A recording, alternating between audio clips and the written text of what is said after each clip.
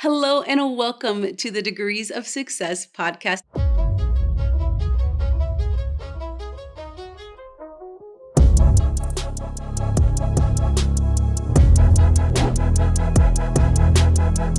I'm your host, Freda Richards, and today we have the honor of having the incredible Dr. Scott Andrews with us as our guest, just to learn some incredible things about him. He is the founder of the Violet Movement, a former assistant city manager of Bakersfield, a native of Tampa, Florida, with deep roots in Atlanta. He's earned his bachelor's in business management from University of Phoenix and has also earned his doctorate in education. His accolades include 20 years of experience in the public sector of administration.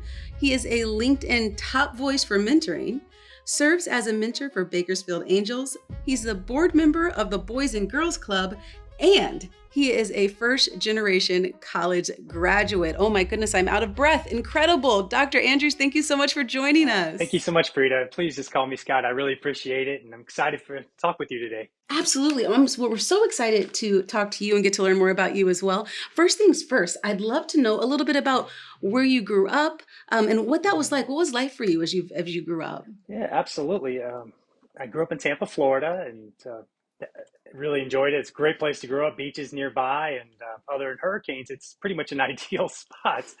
But the same place that I snuck into as a little kid and went to the rec center to play basketball is actually what my first job was in local government. So that was pretty ironic. Got my foot in the door there through personal training. And my first government job was fitness coordinator, ironically. So kind of sounds great today, this whole doctor thing, but started humbly through personal training, got me into local government. I absolutely love Tampa, Florida, and my parents still live there, and grandparents played a large role in raising me, and they live in that area as well. That's awesome. Well, tell me this.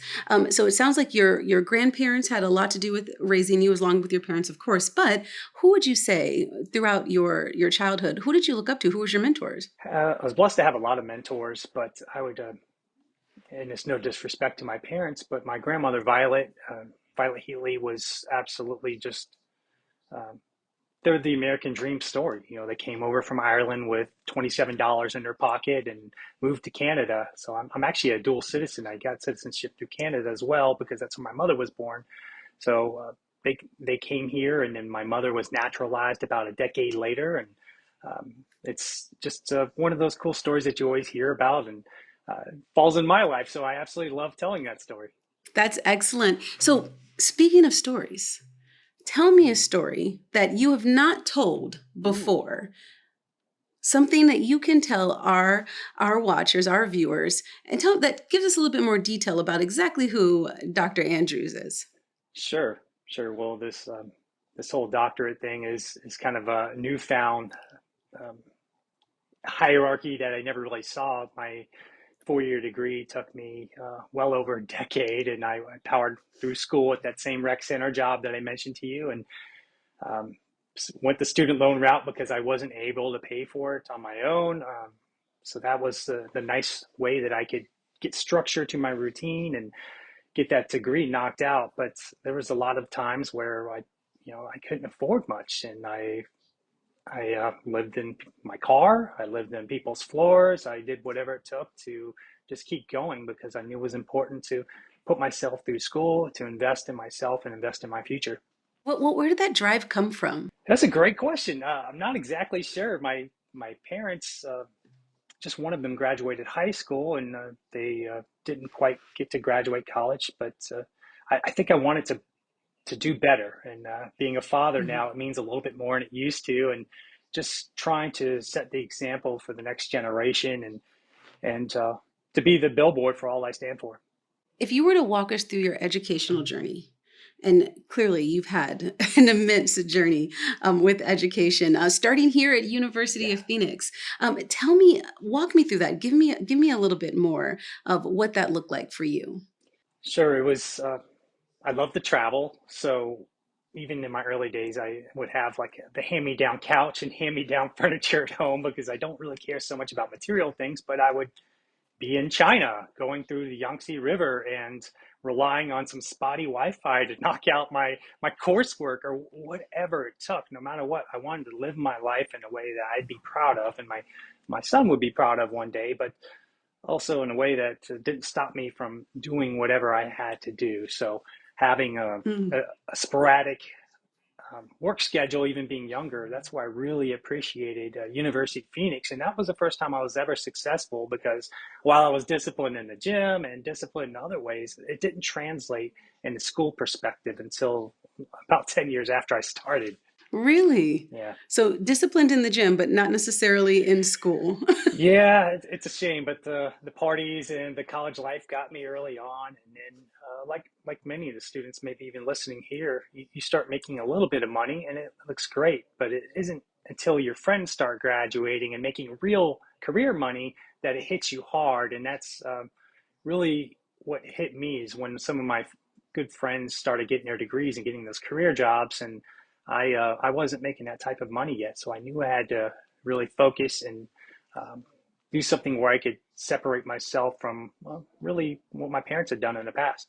Absolutely. Well, it sounds like you've had many careers. Along with your vast education, you've also had a really great journey just within your careers and different industries. So tell me what that looks like. You've gone from fitness and I'm sure many others. Yeah. Tell me about those individual industries that you've been in and how you're using those experiences in your current leadership role.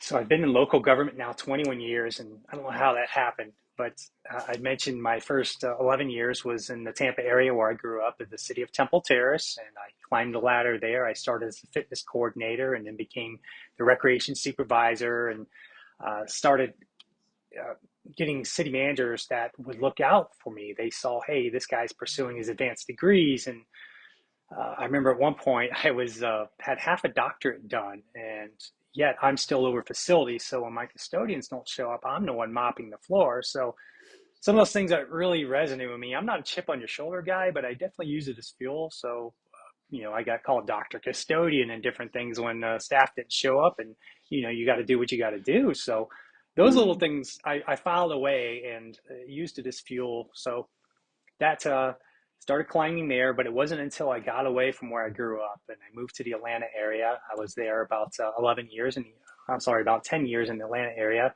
My first job outside of recreation was economic development director in the city of Sugar Hill, Georgia, and we helped to build that city from scratch. I was the city manager's first hire and built just an awesome downtown, a suburban downtown, and had singers on stage that people would hear of. Travis Tritt, Kool and the Gang. They would use my office as their green room. It was a whole lot of fun. We got to build a city out there, and then I continued my progression and knocked out my doctorate while I was in the city of Sugar Hill, and then proceeded the other side of Atlanta to the city of Smyrna, where the Atlanta Braves are actually 3 miles from City Hall.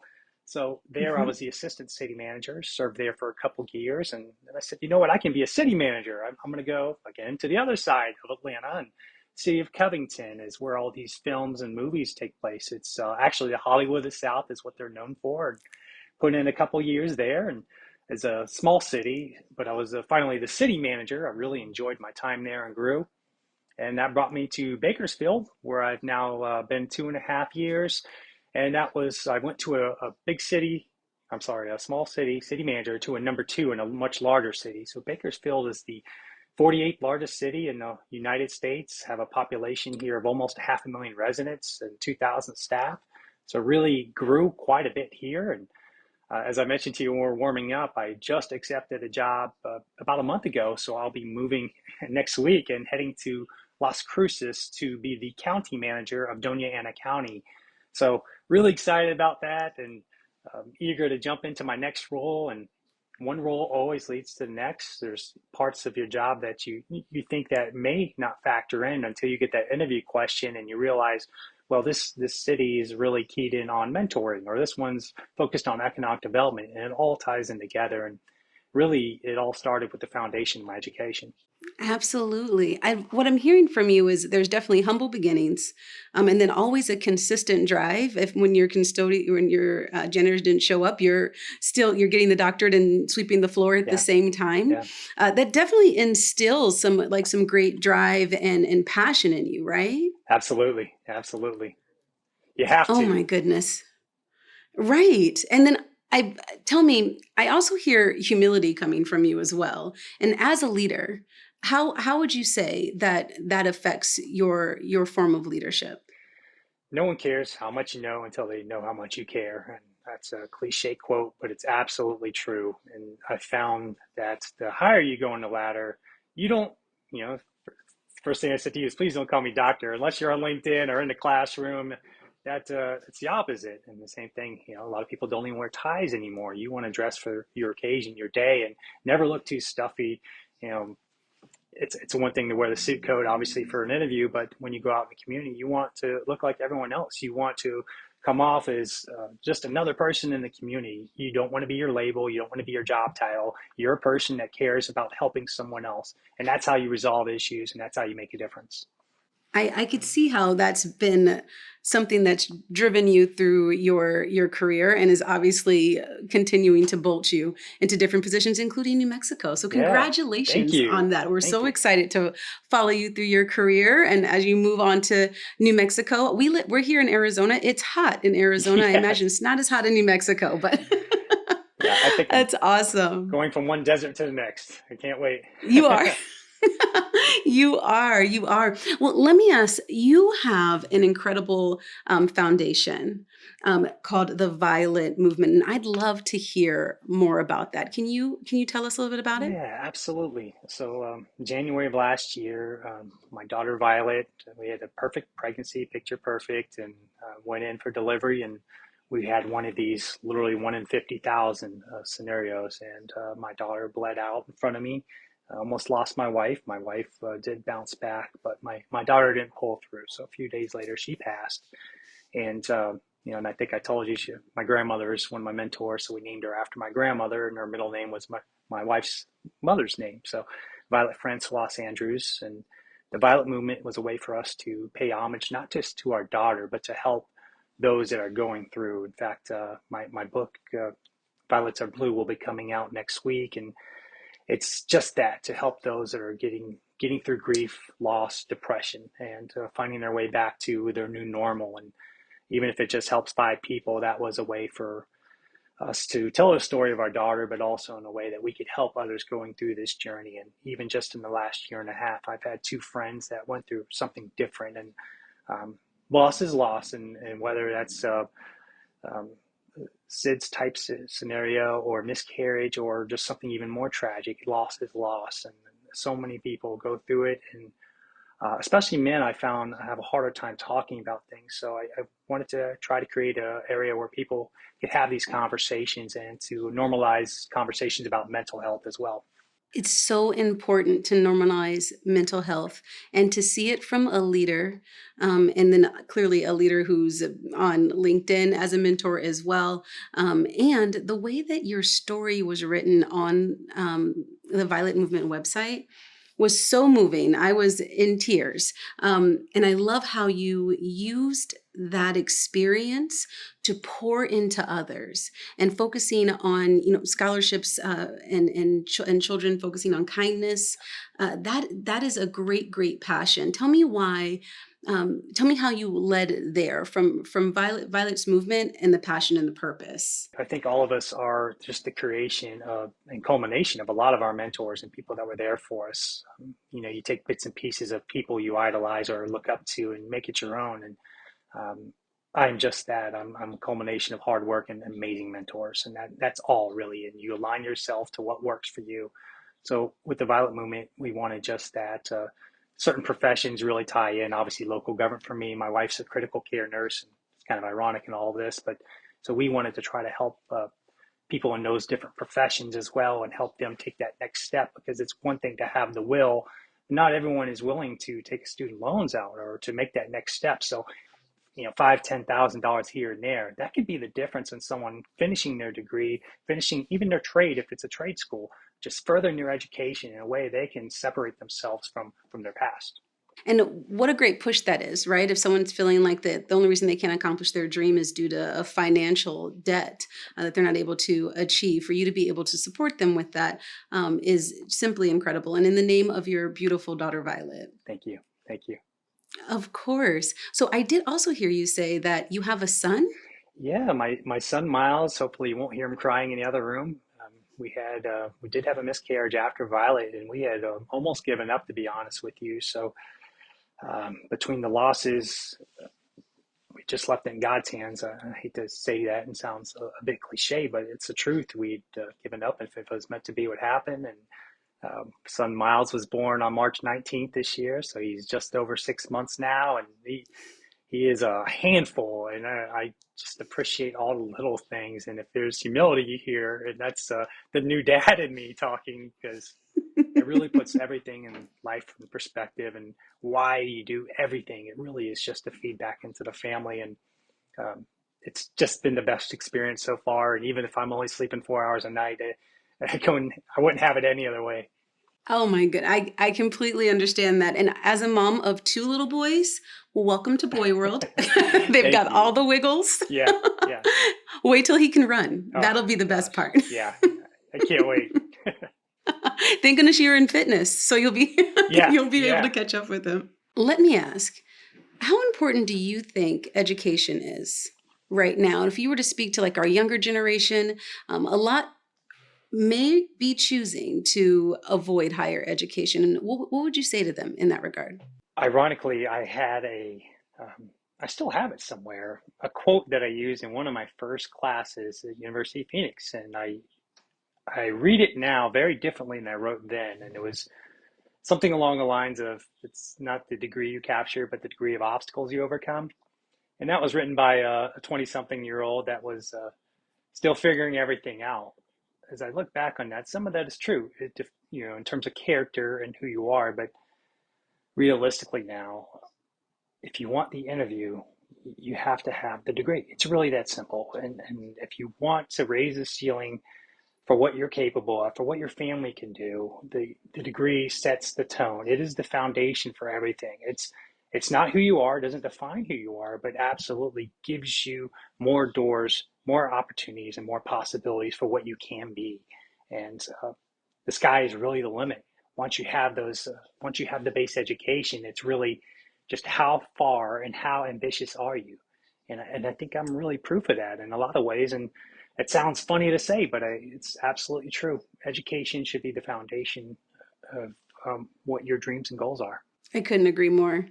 So here at University of Phoenix, we have a really strong community between the students and the faculty. How did that show up for you? People really care. I think that's the difference. I'm a team guy. I'm a big sports guy. So when we started doing our team assignments, there's that accountability factor. So you're not just letting yourself down if you fail. The team element. It's one thing if I can take a C here and there, no big deal. But when it's everyone else, and certain classmates have never even gotten a B, you got to step your game up. You got to go. So that team effort is really what set me up for success. It's and once you have that, there's no going back. So I think I did get one C in there, maybe, but overall, honestly, get the degree. It's going to set the foundation for everything that's coming next. And the team element is really what helped me succeed. The flexible schedules, the weekends, all the things that were obstacles for me before that. I took out the student loan and got it done. And I wish I would have done it sooner. I agree. One of my favorite quotes is when what I was told is, you don't get your GPA. Your GPA doesn't show up on your Right, degree. right, So if absolutely. if you get a C, don't fuss about it. Just keep on moving, because your GPA is not on that degree. That's so true. And I remember even 10 years ago, there was almost a stigma around brick and mortar versus non brick and mortar. And I can tell you now that that doesn't exist anymore. Whether it was COVID, whether it was everything in society, people just want to see that degree. They want to see that level of accomplishment and that commitment. So I would highly encourage everyone to to jump in. And if you've been thinking about it, there's only 3 more months left in this year. So those New Year's resolutions got to get to work today. Yes, absolutely. Keep driving towards those goals. We're not at the finish line just yet, Right. right? Absolutely. So, with your current position, if other people were looking to be a city manager, um, what would you tell them to continue to look forward to, or to drive to, or to study? The gold standard is typically public administration degree. So whether that's but that also pigeonholes you into just government. So early on, I got my just general degree in business management, so that set the stage. But as you get more specialized, the MPA is probably the route you want to look at, or an organizational leadership degree. But really, it's get involved in the conferences. Go apply for every scholarship you can think of. I remember I won a scholarship. I think it was 2011 to go to Milwaukee, and it was for people that had never been to conference and their city didn't budget for it. And I got off the plane not knowing anyone within 4 states, and those same people that looked out for me that day are the same people that are still my job references 15 years later. So it's just absolutely amazing. So I would tell everyone to go for it. Get plugged into your professional associations. Don't pay $200 for a membership for something you're not going to do anything with. So use it. Get involved. Look for mentors. I mean, seriously, just ask people. It's the most selfless and selfish thing at the same time. And it sounds funny, but when people ask me they want to do a coffee and just to talk about their career, there's nothing cooler than being that person to help pay it forward. Because think about all the things that you and I benefited from, Frida, from our mentors, and we owe it to them to pay it forward. So again, I would seek out mentors. I would get involved in professional associations, and even going, this is my soapbox here, and I don't have many of them, but big election day coming up here in about a month or so. People get all excited about who they're going to vote for or against, that sort of thing. But we make the Hmm. biggest difference is at the local level of government. That's why I do what I do. We pass multi-$100 million budgets in people's backyard in their community with maybe 5, 6 people sitting in a room, which is crazy Hmm. because people get so worked up on national elections, but the biggest difference is here. So get involved in your community, reach out to your local elected leaders, your professional staff. There's tons of opportunities. So I think that is a great way to get involved and to open yourself up to different possibilities. That is excellent. I agree. It is so important to get involved in your local town, whether it be the school board or city council. Yeah, I've definitely had experiences like that as well. And they're huge decisions yeah. being made in your own backyard. To your point, I completely agree. So you said that you were writing a book, or is it going to be done? The Violets Are Blue. Yeah, thank you. Violets of Blue is done a couple months ago, really, and just waiting for the right moment. And I was trying to do it right in between jobs here. I've had a few weeks off before I head to New Mexico, and so I knocked out that book. And it's just as I mentioned, to help others get through that awful phase. And for people that have lost a child, it's almost like this horrible but amazing club. It's this handshake, wink, wink, nod sort of thing, and it's like a real recognize a real sort of group. And I'm kind of being funny to add a little levity to a tough topic, but those are the people that, man, they have been through so much, and those folks can relate so much. And people don't want to take that first step to open up and be vulnerable. And I think by being vulnerable, that's a superpower. Vulnerability is not a weakness. So hopefully that book will help someone get through a difficult time in their life, and it helps us to tell a little bit of our story, but more than anything to hopefully help others in the future. It's so important to be able to, one, talk about mental health, but grief is something that is such a challenge to speak through. And in America, where we're kind of like that hustle Yeah, culture, yeah, right? Trying to, we could handle all things, we could ignore, oh, don't need to feel these things, and just keep pushing. But yet, grief can hang on you and yeah. definitely affect the way in which you move throughout the world. And so, to have a leader such as yourself write about such a personal story and how you are pushing through it, but then also acknowledging the ups and downs through it, is so powerful. And I know that's going to definitely help others that have experienced something similar. Yeah, that's the goal. And we don't like to talk about grief because it's ugly, right? We're not our best selves. And truthfully, my whole last year at work, I wasn't my best self. And that's hard to do as someone that cares deeply and is a go-getter. So letting people know it's okay to not be okay. And I think it's a really that simple, and kind of letting people open up about what they're going through, because everyone's hiding something behind this mask. We all put our best smile on every day and get up and go to work, but we all have something going on in our lives. So I think being empathetic and being able to relate to people, that's really what's helped me set myself apart. I think from a leadership perspective is because my staff, whether they agree with me most of the time or not, they always understand where I'm coming from and they know that I care. Knowing that you care has to be everything for your staff, and most likely why they're so loyal to you. Yeah, I hope so. Think so. Yes. Of course. So in your list of accomplishments, we have you being a mentor for the Boys and Girls Club.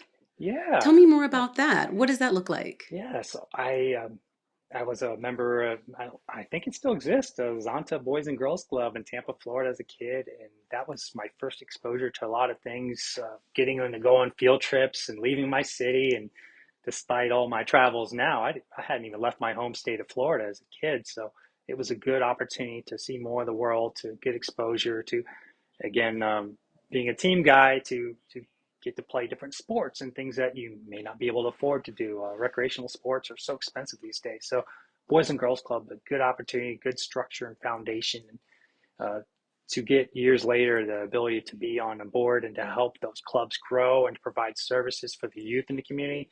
That's just kind of a dream come true. Absolutely. So you say that you're a sports guy. What Yes. sport is it? Basketball. I'm a much better coach than a player, but I'm a diehard Orlando Magic fan, being from Central Florida. Shaq and Penny back in the day. I To this day, since 1989, I've never missed a game. So I'm super loyal fan. Oh my goodness. Okay, Yeah, so big Shaq and Penny. So that means you have to know that Shaquille O'Neal is actually also a University of I Phoenix alumni. know. Pretty cool. Yeah, yeah. I wouldn't want to Isn't that follow that excellent? episode though. Jeez. Well, he doesn't want to follow yours. You were Yeah. incredible, Dr. Andrews. Oh my goodness. All right. Well, I did hear a lot about the Violet movement. Is there anything else that you wanted to say about the Violet movement or the way in which it connects with the community? We've just been so fortunate. There's several communities in Bakersfield where we are, where we lived when all this happened, that are different support groups and grief groups, loss groups. So my wife has benefited from different mom groups and such. And um, I think having a group to lean on is really what helped us get through our loss, and um, letting people know that those options are all out there, and to take that step forward. Even if you just go to one of these groups and you sit there and say absolutely nothing on day one or even day three, but I think just being there, being in a room, and having the strength of everyone around you. We all try to be strong, and I think you insinuated that some of that is American culture, some of that is just maybe the way we think we have to be when we leave for work. But leaning in is, we have to give others the opportunity to be strong for us. That's how people want to pay it forward to us.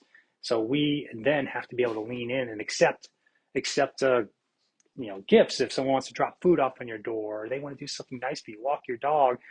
I remember being an East Coast guy in major cities. I thought it was weird when people wave to you when they drive by. You're like, what are they doing? And I think that's just a part of it, is a warm welcome culture. And when people want to be warm and welcoming and do things for you, you have to accept that too. And that was something that sounds small, but it's a big step. And people want to help and give them that opportunity and spread that kindness like confetti. Absolutely, absolutely. I definitely understand that at times people you feel like you don't want to be a burden to Right. people, Absolutely. when in reality they're thinking, "No, please let us help you." Yeah. Well, I'm looking forward to hearing more about this book, and when we have the opportunity to see it and read through it. Obviously, we are very excited about the Violet movement and all the incredible things that you're doing there, and even more so with the brand new job in New Mexico, which is Yeah. simply incredible. We're so very excited for you. I do know that we've talked about a lot of the positive, amazing things that you've done, but there has been some turmoil, I'm confident, from beginning to where you are now. Tell me about one of the times in which was fairly challenging for you in your career and how you actually overcame that. Yeah, I think early on, especially in your 20s, that's a hard time. You're trying to find yourself, especially in your early 20s, when you start seeing your friends that are graduating, as I gave that example, and getting career jobs. This new pressure kicks in, and then society tells you you need to settle down and find a significant other sort of thing. So that's just a hard phase in life, and it took me a little longer. Some of that is, I think, just being a guy. We take a little longer, but um, stopping the going out and partying, prioritizing all the things that really matter. We all say these things. We make New Year's resolutions and everything else, but to follow through on that. So for me, it was a culmination of stopping the lifestyle that didn't work for me. Um, and then also doing community service in the same city that you work for. We'll leave it at that. But I think eating that bologna sandwich, and I've had some tough times in my life and figuring out who I was and who I wasn't, surrounding yourself with people that truly care about you and not just an element of you. So finding your circle. And if your circle isn't the people that are cheering you on the loudest, then you're in the wrong circle. So I had to figure that out on myself. And that was a hard part. And then having people that believed in me in my work organization. As I said, I started humbly as just a fitness guy, and then invested in my education at the University of Phoenix, and I kept going. And then finally, people started to recognize my efforts, and I had city managers that would say, "Hey, come be on this marketing committee," or "Hey, join this library board." So I got plugged into all these different things, and then years later, they all paid off very big because my next role was economic development director. So my experience on the library board or water conservation board or little things leading cities' marketing efforts. So I was more than just the recreation person. So don't allow anyone to pigeonhole you. Step outside the box and diversify all your skill sets and network your butt off. I think that's something that is horribly underutilized because maybe, hey, I'm introverted. Well, society's given us this technology so we can network from a quiet corner somewhere, or just get plugged in and tell people your goals. Say them loud and proud, and then hold yourself accountable as well. Well, speaking of getting plugged in, how can our audience follow you? You are a LinkedIn top sharer, and people want to hear what you have to say as a mentor on LinkedIn and many other platforms. So tell everyone where they can follow you. Sure. Thanks so much. So all of my platforms are at the letter C, Scott Andrews. So at C Scott Andrews. I'm pretty much post on LinkedIn several times a week and try to do a lot of different things there. And I've benefited by some great mentors there that helped me grow in that area. And I would love to help others if they want to grow their social media audience as well. Before you leave us, All right. I have some rapid fire questions Ooh, for you. This let's is go. maybe my one of my favorite parts. Okay. But before I say that, closing thoughts. The floor is yours. Is there anything that you'd like to share? Yeah, I think just go for it. Whatever it is that's holding you back, if it's an education and you're worried about taking 3 4 years, well, that 3 or 4 years is going to pass no matter what happens. So you can either get some things done and accomplish those goals, or you can sit and think about it for another year because time's going to pass no matter what. So apply yourself, align yourself with people that really have your best interests at heart, and just swing for the fence. Go for it. So true. And I think that those words are going to ring true with so many people watching the podcast, and hopefully getting them, encouraging them to not only hit their goals before 2025, That's right. but hitting them regardless and making sure that they finish their educational goals. So thank you for that. All Absolutely. right. So rapid questions. Okay, Are you ready? I'm ready. All right. You've got four coming quick. So coffee or tea? What's your late night fuel? Coffee. Coffee. Mm-hmm. Okay. Most challenging subject you've ever tackled? Oof. Chemistry, science of any sort. Yeah. You were not alone. Favorite motivational quote? Ooh, I think I used it earlier. No one cares how much you know until they know how much you care. Absolutely. If you could instantly master one skill, what would it be? Golly, I my Spanish is a little bit broken, and I need it more than ever. So if I could be fluent in several languages, wow, that would be just a huge help to break down communication barriers. So I don't want to be invisible or be able to fly. I just want to be able to speak and communicate with a lot of people. I love that. And in their own language. That's right. Very cool. All right, the last one, and maybe the most important. Okay. What's your go-to karaoke song? Ooh, this is embarrassing, but probably Vanilla Ice. So I don't know. The Ice Ice Baby? Dun, dun, dun, dun, dun, dun, dun. Yes. Oh my goodness, that is excellent. Thank you so much, Thank you. Scott and or Dr. Andrews. We so greatly appreciate your time here with us. You've been such a pleasure to speak to. I do still have the request. If Miles is awake, we can always Yeah, yeah. give him his debut. Yep. All Oh my right. goodness. Oh my He just goodness. woke up from his nap, so this is Miles. Perfection. Hi, Hey, Miles. buddy. You want to say hi? He's Oh my goodness. he's just over 6 months now.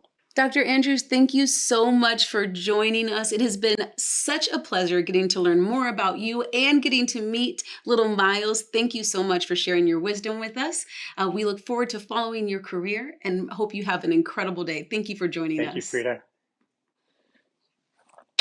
Bye. Thank you. Thank you so much for joining the Degrees of Success podcast. I'm your host, Freda Richards, and it has been a pleasure. We look forward to seeing you again next time.